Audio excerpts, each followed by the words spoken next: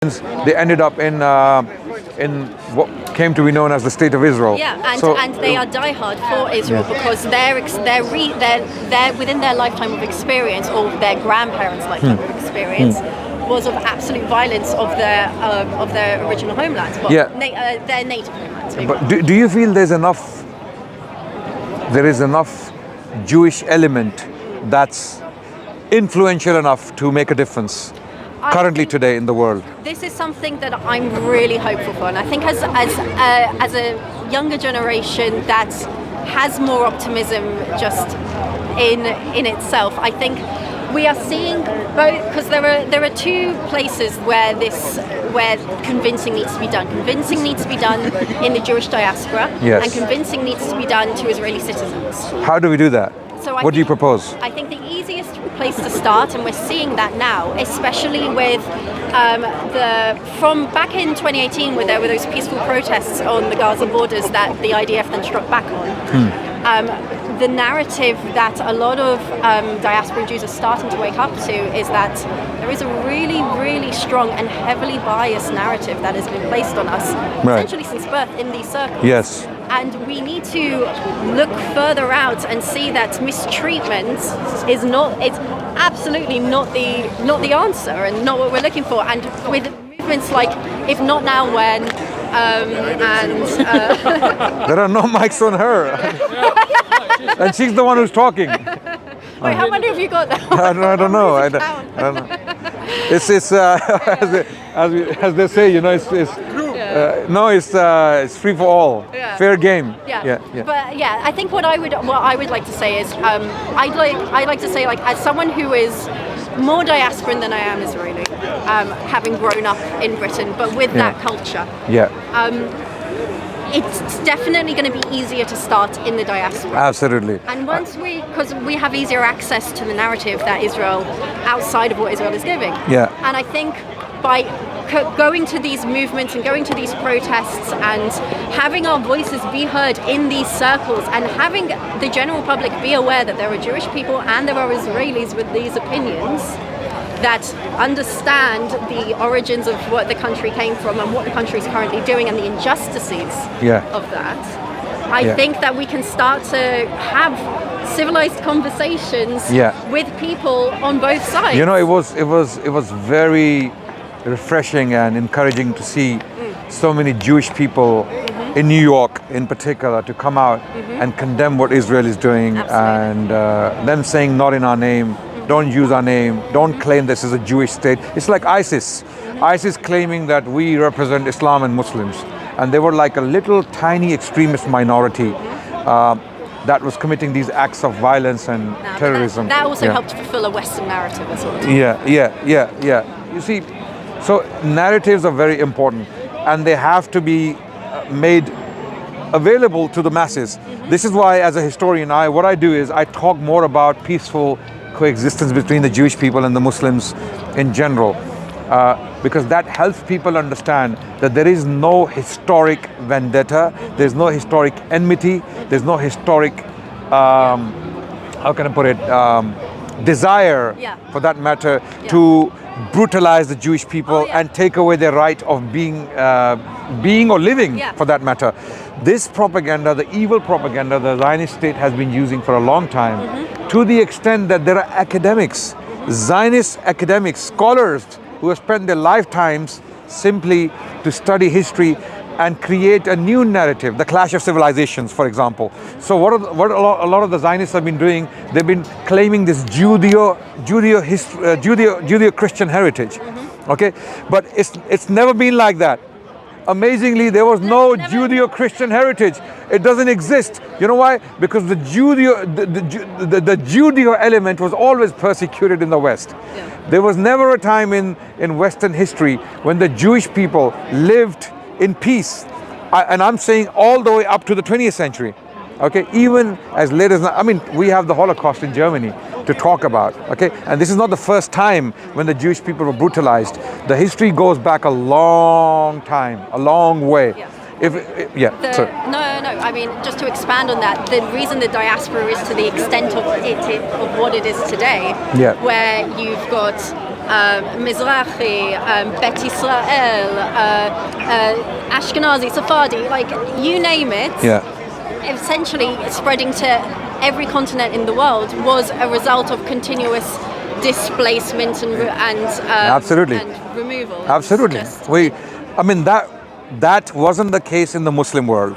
That is definitely the case in the Christian world. In Christendom, the Jewish people had to move from time to time, from place to place, because they were being banished, yeah, to the whims of exiled. The monarchy was thinking. Exactly, like King Edward I, the famous Edward the Longshank, who's buried in Westminster Abbey. The king of William, not William. What was his name? The freedom fighter, the Scottish. William Wallace, yeah, exactly, William Wallace. Okay. You know, there's this famous movie, Braveheart. One of my favorites. One of my favorites. The first time it came out, you know, I really loved the story, but it's still a lot of fantasy there, right? That king, Edward I, was responsible for banishing thousands of Jews. English Jewry was completely wiped out. They were completely, they had to leave England, okay? And it was only later when the Jewish people came back to Britain, okay? So when the Zionists and their dogs, if you like, sorry, to use a very brutal term, right? When they like to put out this narrative that there is a Judeo-Christian coalition that is dealing with this Islamic threat in the world, Islamic extremism, Islamic fundamentalism, Islamic terrorism, this is all a lie. It's all a lie. You're painting a civilization deliberately, and it's a bunch of extremists, these Zionists, who are a very small minority within the Jewish people. Unfortunately, they have somehow managed to get a lot of Jewish people to their side. It is very unfortunate. You know, okay. It's very interesting actually, because you know, as someone who grew up in these circles, I've seen both within Israel and within the diaspora. Yeah.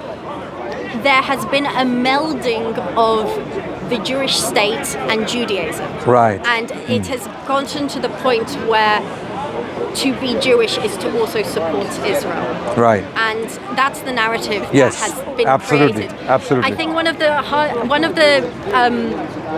the most difficult things I had coming down this journey of like researching my country's history and coming to terms with what's happened and everything, was first of all just giving the other side a chance to speak, for me to listen. Yes. And secondly, also to understand that there is a difference between my ethno-religion and the Jewish state. Right. And one is not dependent on the other existing. Yes. And that's never the case, even in Islam, as Muslims. Yeah. We don't say that a particular state represents the religion of Islam. That would be a mistake. That would be a disaster. You know why? Because let's say that state decides to do something crazy, like what the Israelis are doing today to the people of Palestine, right? Now that brings bad light on the religion. Okay? This is why throughout our history, 1,400 years of Islamic history, we have never claimed that a particular state definitely represents Islam, okay? Or I must rephrase it. There was never a state in our history that completely, fully followed the rules of Islam we can say the earliest period was the best, okay, when the early Islamic expansion was taking place. But we had later dynasties, as great as they were, as magnificent as their legacy is, as as tolerant as they had been to the Jews and the Christians and others, and of course there were periods of disturbance as well. Okay, we don't say they actually represent Islam. Okay, apart from the very early period, the Prophet and his earliest companions and caliphs, we believe they were the best people to walk the planet. They did their best to do as much as they could. Even the Prophet himself was very fair with the Jewish people. People, a lot of the times, people talk about one particular incident. Unfortunately, I've yet to read the Quran. I have a copy at home. You must read. You must read our perspective. You must read the Quran to start with, and read the life of Prophet Muhammad. And another thing I would like you to read is how the Jewish people actually lived with the Muslim civilization for over 1,000 years. That's a very interesting. That's not taught. It is a completely lost narrative. It's only known to academics, and even those academics who specialize in it. If you go to any standard historian who studies history, let's say, of Europe or the Islamic world, they wouldn't be necessarily aware of this particular side of the Islamic history, okay, or the Jewish history, let's say, okay. There are experts who have studied it. Unfortunately, most of them are Jewish, and many of them are Zionist, okay. And I'm not saying only Jewish people are responsible for this. I'm saying Muslims also need to study that history, which I have done to some extent, and we need to put this narrative out, because a lot of people don't understand this. People think Jews and Muslims are basically two worlds apart, and they don't want to be with each other, they don't want to live with each other. This is the Zionist state of Israel. This is the narrative they created, and they're pumping it quite successfully. There are people, journalists, politicians who are pumping that politician, yes. I also think it's just ridiculous as well, because like we're all following an Abrahamic religion. Absolutely, yes. And we claim the same origin. We claim the same origin. Yes, I know. We know the differences. How the Jewish people practice and believe in their religion. How the Christians went their way and the Muslims. Yes, please. Yeah. Same question when we were debating. What do you two think is the best way forward? By which I mean the most. Yeah, I mean that would be interesting. I have a perspective on this. That's a very good question. I forgot your name. Tony. Sorry. I mean the best way forward for the. Tony is asking this question. Tony is asking this question, that what is the way forward? What is the solution? Now we know the history somewhat, and we know the narrative of the Zionist state of Israel, and we know how some Jewish people feel about the state of Israel. What is the way forward? Would you want to say first, or shall I say first? Please go first. I think the way forward is to, first of all, not have the Zionists to be part of the discussion. Number one, because there is no peace with the Zionists. They will never want peace. They will never promote peace. It's like having ISIS on a table discussing peace with them. You're not going to have that. You're not going to have peace with a bunch of nutters who have committed a genocide. Would you discuss peace with Nazis? Simple question. After they committed the Holocaust, okay, it's like me coming to the people, to the world, saying to the UN or global leadership, sit with the Nazis and discuss peace and give a piece of Germany to them. No, I would never propose. So the world has to wake up. The first step in the right direction is the world has to realize that Zionism is poison. It's an extremist ideology. It is inherently racist. It is unfair, unjust, and it has to be confronted head on. Unfortunately, it's very powerful. It's very influential. It has many politicians in its pockets, as we have seen recently, how all these presidents and prime ministers have been making these amazingly, shocking statements. Like, you know, they have I mean, of course they are condemning some of the actions of the state of Israel. For example, the British personnel who were killed recently, the aid workers who were killed, okay? 20,000 children have died to date, okay? Many more thousands have been permanently disabled, okay? This is a genocide. This is an absolute genocide. And the world feels very powerless somehow to express their disgust on this. So we have to, the step in the right direction would be to take control of the territory, remove the Zionists from the picture, and then sit with the Jewish leadership of the world, legitimate Jewish leadership, and the Muslims, primarily the Palestinians, the legitimate Palestinian leadership, whoever you may think they are. Whoever you may think they are. You don't like Hamas? No problem. You don't like Hamas? Don't sit with them. But bring the Palestinian leadership, legitimate Palestinian leadership that represents the Palestinian people. Sit with them, bring the Jewish people on the table, and find a solution. And the solution, if you want to apply democracy, sorry? Are you saying that leadership is the legitimate leadership as Hamas? No, I'm not. I didn't say that. We don't know. We'll have to find out. Okay. So if the world wants peace in the Middle East, and we are serious about it, Netanyahu has to be sent to Hague. He has to go to the Hague. He has to be put on trial, just like Saddam Hussein was pulled out of the whole, literally, you know, you saw the footage, yeah? Saddam Hussein was actually pulled out, dragged out of the hole, and he was put on trial.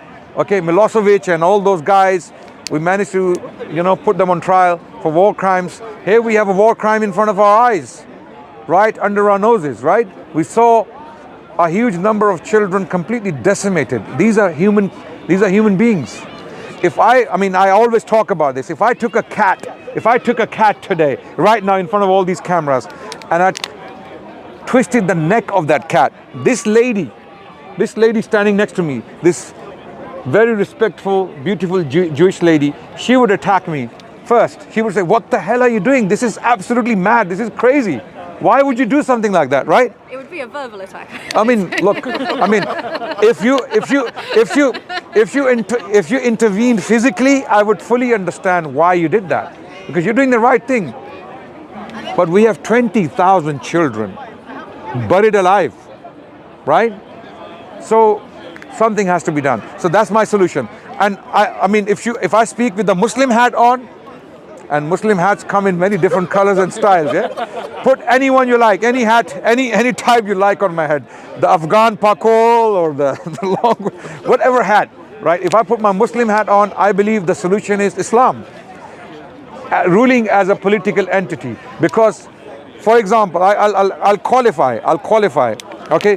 If Muslims are allowed to rule this territory, because Muslims are the only people, historically speaking, who brought the three faiths together in harmony. From the time Muslims took Jerusalem or the land of Palestine, this is the first time when the Jews, Christians, and Muslims lived together, historically speaking. Who says so? People like Karen Armstrong. Okay, Karen Armstrong has written a history of Jerusalem, right? In that book she states, and I think page 242, she states, if I'm not mistaken, 240 or 242, she states that Muslims came with a system that brought, for the first time, three Abrahamic faiths under one domain in one piece of land together for the first time. That's what she said. I'm paraphrasing her words, right? Do you mind if I summarize? Yeah, you can. So we're going to come to her first. Am I right in saying your summary is broadly a Muslim state? Where you with the Muslim, why do I say that? When the Christians are ruling Palestine, they banished the Jewish people on pain of death. The Jewish people were removed from Palestine by Emperor Hadrian when the revolt of Bar Kokhba happened in 132 CE. The first time the Jewish people were sent into diaspora, into exile in the world, was by the Romans. Emperor Hadrian in 132 CE, when the revolt was crushed brutally by the Romans, the city was leveled, razed to the ground, and renamed Elia after the emperor's name. He was Elias Hadrianus. With respect, I can believe you're right, but essentially you're advocating a benign Islamic state. Yeah? No, I'm not.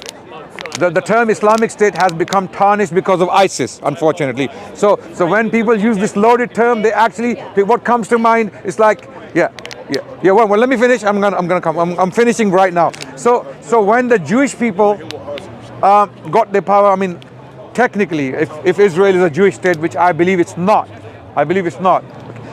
look at what Muslims did with this land. For over 1,000 years, they ruled this territory. Different dynasties, by the way, starting from the Caliphate, the earliest Caliphate, the Abbasids, the Umayyads, the Abbasids, and then the Ottomans, right, and the Mamelukes. All of these dynasties ruled the land of Palestine, and Jewish people were some of the most prosperous people in this land for all that time. We had rabbinical courts, we had Jewish merchants, physicians, philosophers, thinkers, right, living. It was only during the time of the Crusade when all of this peace was disrupted. The Crusaders came in, massacred the Jewish people, massacred the Armenian Christians and the Muslims. So my claim is, one of the solutions is, sorry, Tony, you started me. I can't dispute any of your history. Yeah. My immediate concern would be, no matter what the previous generations have done, the generations right now who are locked into this. Yes. Appalling situation. So the world needs to get involved. To what extent? What's the best way forward so they can coexist now? The history you're telling. As I said, the global international community, the Arabs and the Western world, They need to wake up and smell the coffee, and they need to realize if they don't stop this, it's not going to stop. There will be more genocides. There will be more wars. There will be more killing. Cycle of violence. The cycle, and it may spread. Yes. What is your solution? Yes. Now my solution I put forward, right? Thank you for Yeah. thank you for saying that. Yeah. Okay, so I think that with the experiences that I have, and I'm only one generation of 3 and plus in the establishment and existence of the State of Israel. I think we have a problem where there is such a strong narrative in the lands of seeing Palestinians as an enemy and seeing as if we don't hit them, they will hit us, they will eradicate us. That creates that fear, that creates the fear-based response that they have. One of the most difficult things that would need to be done is just sort of start to work towards changing that narrative in the country, and to start saying that for those citizens that it's not us or them, it's about coexistence. Yes. It's about coexistence, because for a lot of Israelis that were born and raised on that land, that is the only citizenship and the only identity and the only land they know. Yeah. And a lot, Albeit imposed and superimposed. Yeah, yes, absolutely. But Yeah. these people also don't have, well, my people don't have control over the previous generation's actions. Yes. They were just born and raised in a country that had a certain narrative and a certain amount Absolutely. of censorship set upon them. Absolutely. This current generation cannot be blamed for the crimes of the. We cannot blame Tony for all the crimes the British Empire committed around the world. So continue. So I think sort of extending on that, a sort of re-acknowledgement of history and a fresh approach to the education and understanding of Israel's history, and an acknowledgement of the Palestinian narrative that isn't mentioned in the education system. That's one of the first things to sort of talk about. The second sort of approach would be like, I mean, in an idealistic way, in my opinion, I would talk about if Israel was to have any form of like introspection and to like self-reflect and to understand like the amount of change that needs to be done, an unimaginable amount of rules will need to be rewritten from the ground up, essentially, because there are so many rules that are in place that put Jewish people first, Jewish rights first, Palestinian rights second, that goes in both of those directions. That is just, as you said, that is a racist standpoint, and that is an unjust and unmoral standpoint. So those would have to be rewritten as well. And if we go super ideal, in my opinion, like I did as well. if we go super ideal, I also agree that it should be a one state. I don't think a Jewish state is the answer. I'm not sure if a Palestinian state, if an Islamic state is the answer. I'm not even proposing that. Yeah. Not that title, at least. No, not that title, fine. And I'll apologize for my wording. It could be Ottomans too. Yeah. Ottomans Part 2 or something like that. I mean, it could be anyone. It could, as long as look, the point, I think we both agree that as long as the Jews and the Muslims and the Christians and the atheists, absolutely anyone, all human beings can live in harmony, peacefully, and there is law and order, and law applies to all equally. Okay, as long as that can be achieved, we're happy. Okay. Yeah. I said as the man who meditates day and night on the Lord was she was doing that. If the Jews were judging by their blood and the teachings that were given to them, they put out the forefront, they would be massive internationally. That's important. Look, the problem is not all Jewish people are religious. Not all Jewish people actually follow the rabbinical version of Judaism. Likewise, not all Palestinians are religious. If you look at the Fatah leadership. They're not not very. Palestinians are Muslim. Yeah. We've got Christian Palestinians. Yeah, we have Christian Palestinians, we have Muslim Palestinians, we have atheist Palestinians, right? So there has to be a solution that accommodates for. I mean, Yeah. People, the gospel, the gospel, so how many do? No, they don't. Many claim it. I don't see the mercy that's Yeah, unfortunately. I think so going down this rabbit hole of super idealistic, I think a secular one state where from the laws of the ground up that states that the Israelis that exist are allowed to, especially if they. But why does it have to be secular? I mean, if it's about the legal system. I would like to finish my. Oh, sorry. Sorry. Go ahead. Because I don't want to be cut Yeah, off. I'll come back on it. I'll come back on it. Thank you. Yeah. I would. So I do think that in a one-state secular state that has made sure that the narrative is having the entire viewpoint presented of its history and historical wars and mistakes that were made. That it should also, from the foundation up, say that both Palestinians have an absolute right to return and freedom to roam and freedom to take land that was theirs and re-establish themselves there. But also Israelis that currently, presently exist there, with considering that they as my example, like down to my grandparents being around, and that's the only identity they have. They also, in my opinion, have a right to remain as well. But it's about having an approach of coexistence and equality. Yes. Equal treatment. Equal. Agreed. Yes. Equal approach. Yes. I mean, it's just, and I don't know. I don't have an answer for how to get to that point, but I just agree. I think that a re-education needs to be done, and a rewriting of so many laws. Absolutely, absolutely. And I think we pretty much agree.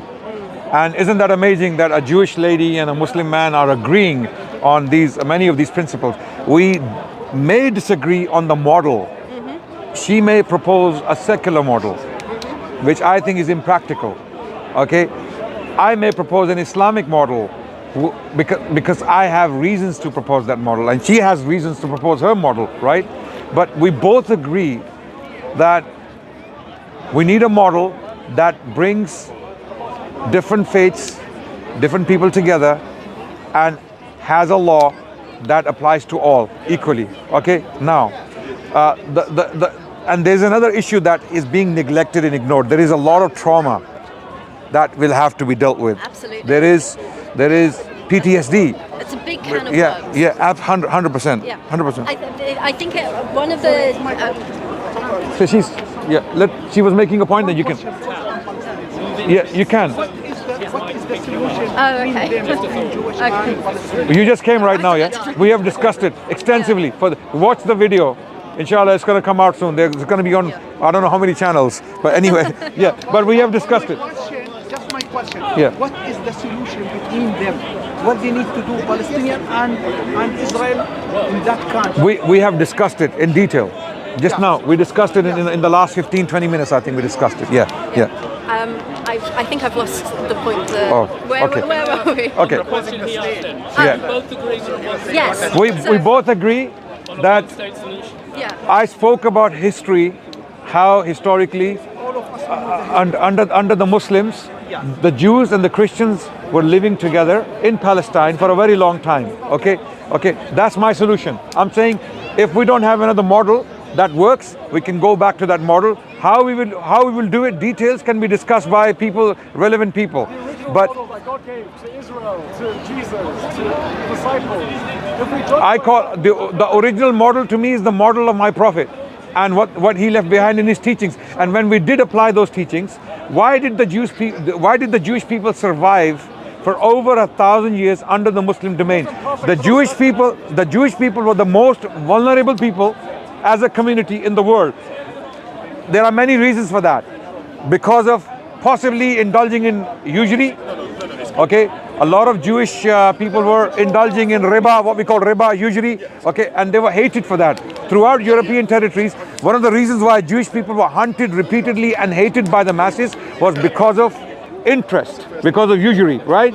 And that's why the kings had to protect the... I think when it comes to historical displacements, it kind of ends up, in a way, being a bit of a self-fulfilling prophecy with Judaism, where when Jewish people get displaced and then move to a new land, they establish themselves, but they also ostracize themselves from the wider majority. Ghettoized, And they just sort of, it's sticking to themselves from, probably even at that point, some generation. But then the native residents that are aware that the Jewish people have moved in and have started to work in the local economy and certain businesses, that I would assume that initially it's a neutral standpoint to this group of immigrants coming in, and then typically when things started going wrong historically in one way or another, it was an easy finger to point to.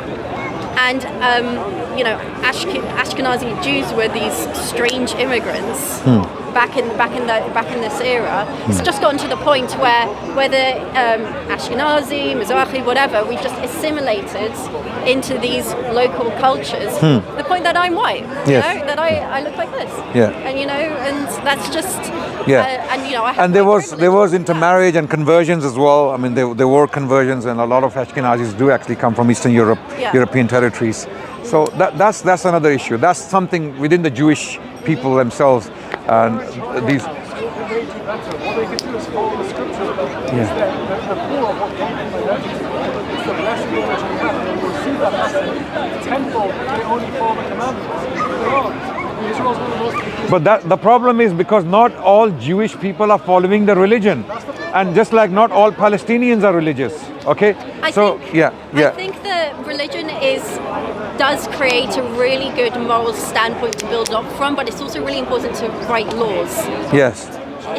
It's also really important to write laws. And I understand that you may be. No, I think there's two separates. There is a moral and religious law. There's a moral and religious law, and then there is the separation. The separation, I think, is what can hold in a court of law. The separation is, I think, what can hold in a court of law. Even the term court of law can be relative because the Jewish people could have their own courts, bet dins. Okay, the Muslims have the court of the Qadi, the Muslim judge. Okay, so I mean, if you're in a secular country, then the laws are secular laws, and you're in a secular court. But even secular countries, I mean, the idea of what morals are, in my opinion, they stem from religion. Well, to an extent, yes. The moral standpoints and ethical and questions of what is ethical and what is moral. Religion, just as a question in context, just sort of brought to the table for early civilization what is okay for a just society. And the problem with secular societies is that the laws keep changing by the changes of the society. Okay, so is that necessarily a bad thing? It could be sometimes, because sometimes you will make laws that don't necessarily represent the interests of the people, the masses. Well, okay, for example, I'll give you an example. This issue of males ending up in female toilets because there is this. Just humbly suggest that's the one topic we don't touch on right now. Okay. I mean, there are many. Okay. I agree. It's going to open another discussion. Yeah. I agree. But I'm saying, look. When people change, societies change. Okay. Sometimes societies come to agree on things that are immoral. Okay. The Germans predominantly were fully behind Hitler when Hitler was doing what he was doing to the Jewish people. He had the sympathy of the majority of the German people, not all Germans, of course I know that. Okay, just like today Abby Martin is claiming that the Israeli people are predominantly, the overwhelming majority is behind the state and the actions of the state. Now, if they start making, the reason why the Israeli state is getting away with these racist apartheid laws is because they have managed to convince the majority of the Israelis as to the correctness of these laws. Yeah, I mean, And this is the problem with secular model. This is what my issue is. When you have religious texts, okay, their morality is determined, is already established. You cannot make something immoral stated in the scripture and make it moral.